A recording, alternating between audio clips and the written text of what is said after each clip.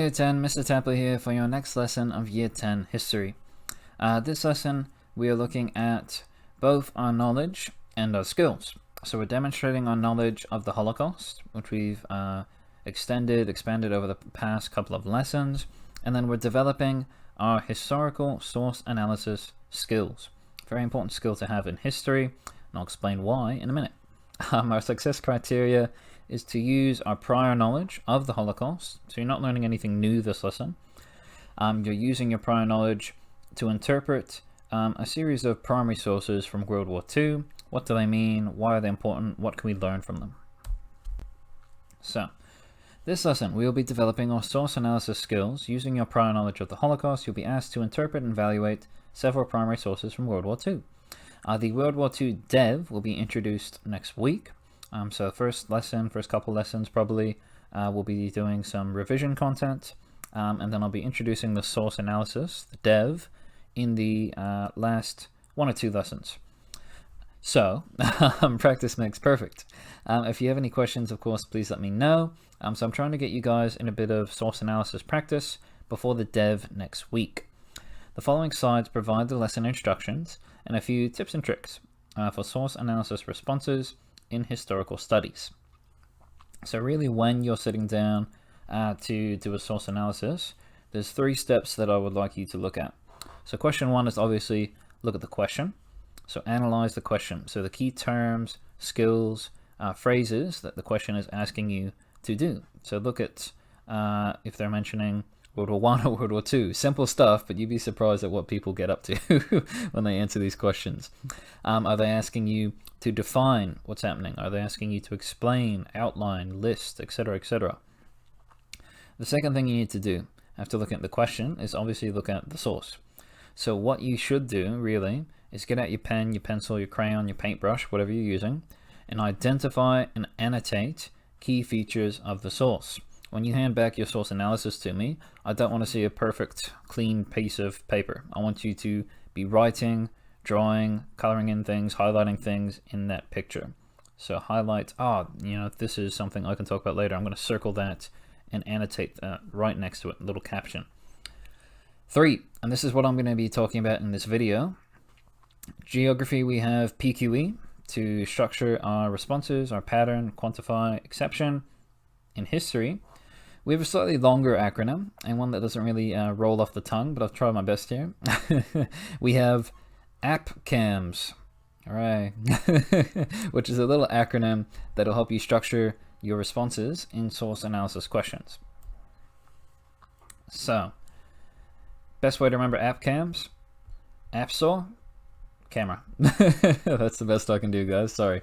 So in source analysis questions, I encourage you to follow this little step-by-step playbook, the game plan, to crafting a really good source analysis question. When I was in high school, I struggled with source analysis because I'd just look at, that poster and I'd be like, well, I guess the writing is white and the background's red.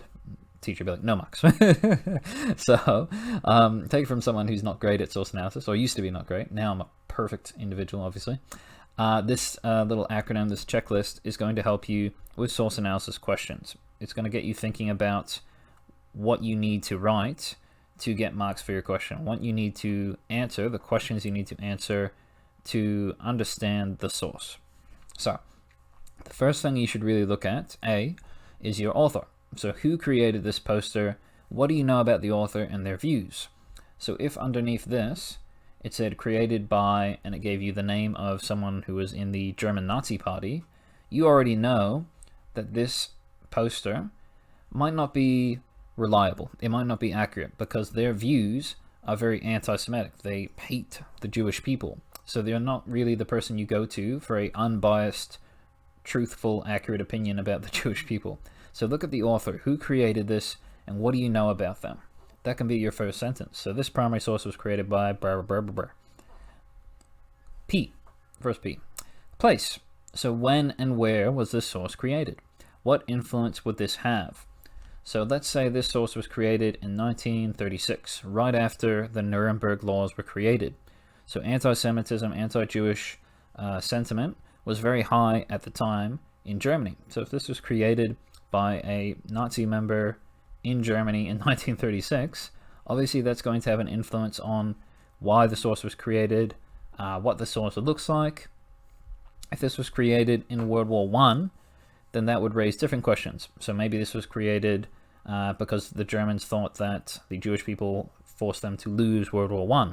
So you have to think about when and where this source was created, the place. PP. Prior knowledge. So what other information about this topic do you know that could provide context to understand the source? Obviously in a poster or an image or even a piece of text, it's not going to tell the full story of what's happened during the time this was created. So you need to use your prior knowledge to understand when this is happening. So for anyone who hasn't done Year 10 history, if I gave this to one of my Year 8s, they couldn't do this because they don't have prior knowledge.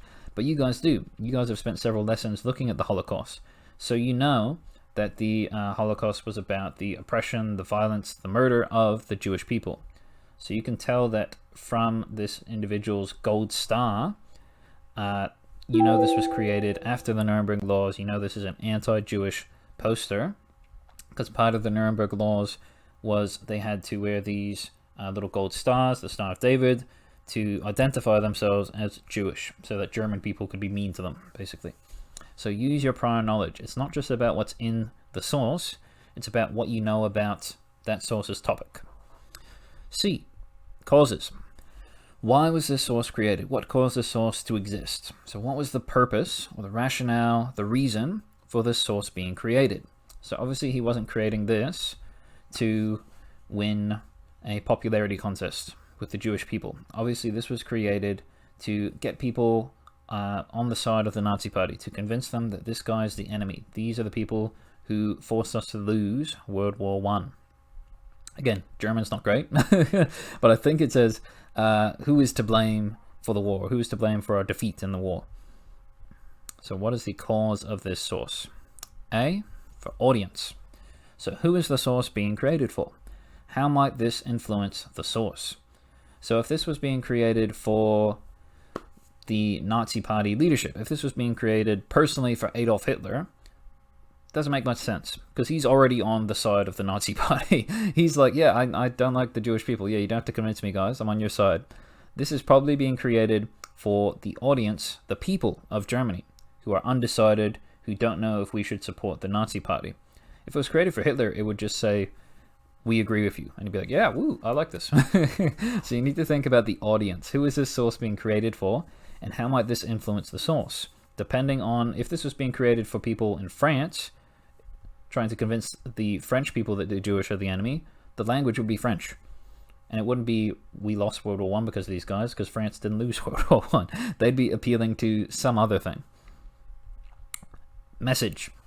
What message is the source aiming to send, and how? So what tools, what techniques, what images are being used? So artsy individuals would tell you things like the colors. So you've got this white, holy, perfect hand coming down. That's the German people. And they're highlighting this dark image, this evil, shadowy figure as the bad guy. So you could look at the tools like the colors, the text, the imagery to find out what message the source is sending and how. You could look at the literal language. The literal language tells you the message. They're saying the Jewish people are to blame for our loss in World War I. So that's the message. And then finally, the significance. So why is this source important, and what can we learn about history from this source? Well, we can learn that the Jewish people were discriminated against. They were very, very anti-Semitic people in Germany during World War II. Not all people probably felt that way, because this poster has been created to convince other people to support the Nazi party. So there were probably those in Germany at the time who disagreed with the Holocaust, who disagreed with treatment of Jewish people, because the Nazi party felt the need to create these posters to persuade people, to manipulate people into supporting them. So we can learn about history, we can learn about Germany, the Jewish people, the Holocaust, the time leading before the Holocaust, all from this little poster here, this little propaganda painting.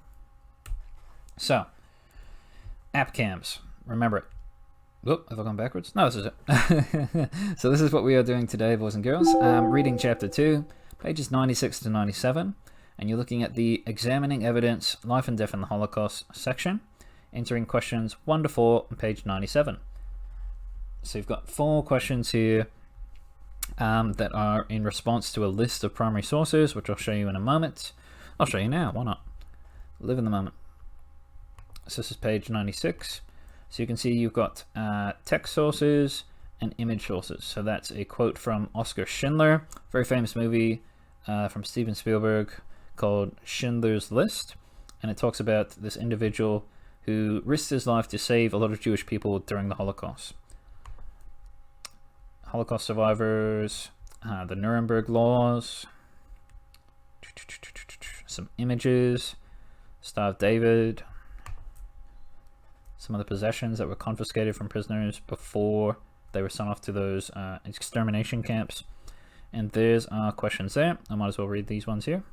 So question 1, how do these sources explain the Nazi attitude to the Jews? So it's not actually looking at one source in particular, it's looking at all of them. So question 1, how do these sources explain the Nazi attitude to Jews? Question 2, is there any evidence that supports the assertion? So that's the claim, the statement.